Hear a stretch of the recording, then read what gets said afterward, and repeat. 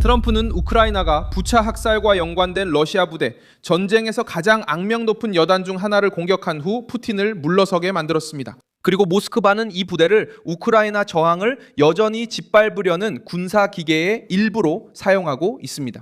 2026년 6월 1일 월요일, 이 사건은 세 가지 신호가 동시에 모였기 때문에 더욱 무겁게 다가옵니다.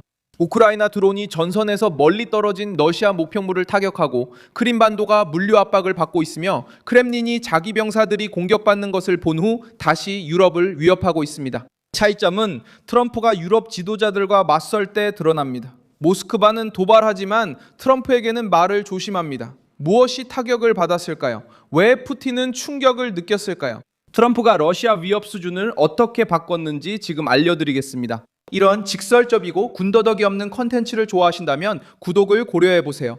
여기서는 매일 이런 영상을 올리고 있습니다. 우크라이나는 러시아의 제64 기계화 보병여단과 관련된 진지를 공격했습니다. 이 부대는 2022년 키이우 지역의 부차에서 발생한 범죄와 연관된 부대 중 하나로 우크라이나 당국이 언급한 바 있습니다. 이번 공격은 우크라이나 무인 시스템 부대의 드론 운용자들이 점령지에 있는 러시아군이 사용하는 훈련장과 군사시설을 대상으로 수행한 것입니다. 제64 기계화 보병여단은 부차 사건이 전쟁에서 흔한 일이 아니었기 때문에 무거운 이름이 되었습니다. 러시아군이 철수한 후 민간인 시신들이 거리와 점령된 도시 지역에서 발견되면서 이 도시는 깊은 상처를 남겼습니다. 키이우 입장에서는 이런 과거와 연관된 부대를 타격하는 것이 군사적, 정치적으로 의미가 있습니다. 군사적으로는 훈련, 이동, 지휘 능력을 약화시키기 때문입니다. 정치적으로 크렘린에 분명한 메시지를 보내고 결정에 참여한 이들에게 전쟁이 끝나지 않았음을 알리는 것입니다. 우크라이나 도시들을 파괴하고 나서 아무 일도 없었던 것처럼 집으로 돌아갈 수 있다고 믿었던 것입니다. 이 점이 푸틴을 불편하게 합니다. 수년 동안 모스크바는 자국 군인들이 러시아 국가의 보호 아래 행동할 수 있다는 그런 인식을 퍼뜨려 왔고, 선전은 침공을 특별작전이라고 부르며 서방의 책임을 떠넘기려 했습니다. 이제 전쟁의 양상이 달라졌습니다. 우크라이나는 더 이상 참호, 포병, 영토 방어에만 의존하지 않습니다. 키예프는 드론, 정보, 추적, 정밀 타격을 이용해 예전에는 안전해 보였던 목표물들을 공격하고 있습니다.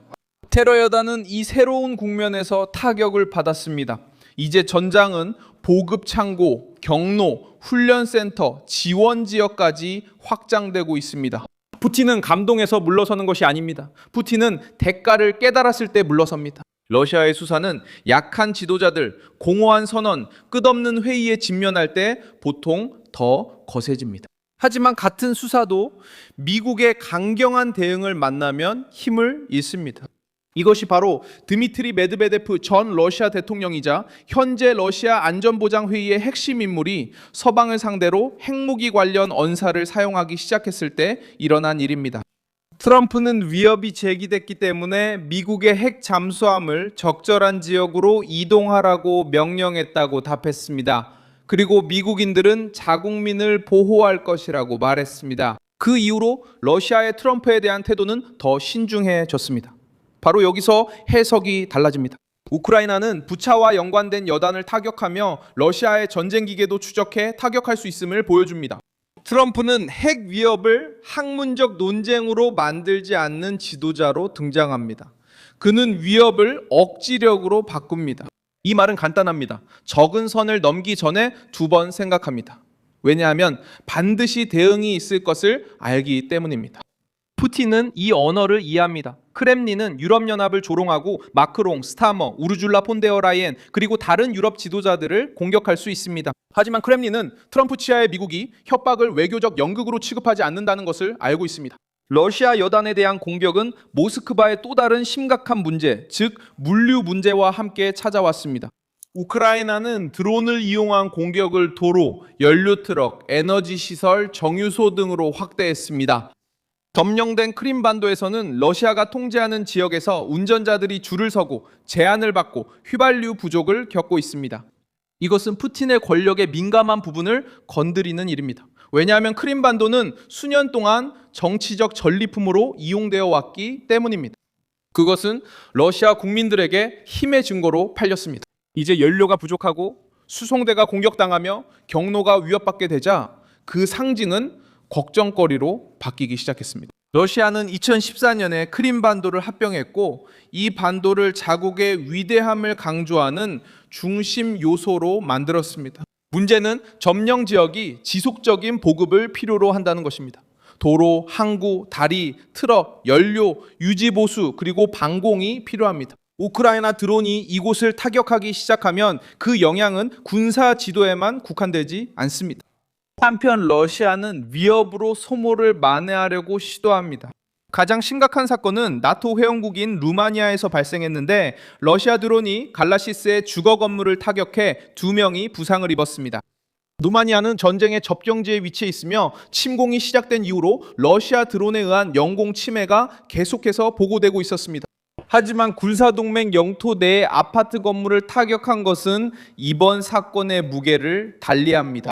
모스크바가 책임을 부인하려 해도 유럽에 전해지는 메시지는 단순합니다. 전쟁이 이미 동맹국 영토 안으로 번지고 있다는 것입니다. 나토는 동맹 영토의 한 치까지도 방어하겠다고 대응했습니다. 그래서 미국이 비난에 동참한 것이 중요합니다.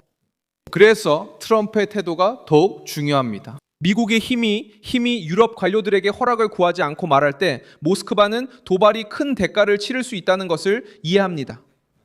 메드베데프는 루마니아 사건을 위협으로 바꾸려고 했습니다. 그는 유럽인들이 더 불안한 밤에 익숙해져야 한다고 말했고 다시 한번 유럽연합 지도자들이 러시아에 대한 전쟁에 직접 참여하고 있다고 비난했습니다.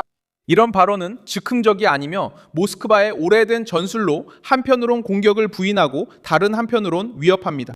크렘린은 자신들이 책임이 없다고 주장하지만 그들의 정치인들은 새로운 공격이 일어날 수 있음을 시사합니다. 트럼프는 바로 이 지점에서 등장합니다. 그는 이미 모스크바의 핵 깡패 행세를 믿지 않는다는 태도를 보여줬습니다. 메드베데프가 미국을 향해 강경한 발언을 했을 때 트럼프는 핵 잠수함과 미국 국민에 대한 직접적인 보호로 대응했습니다.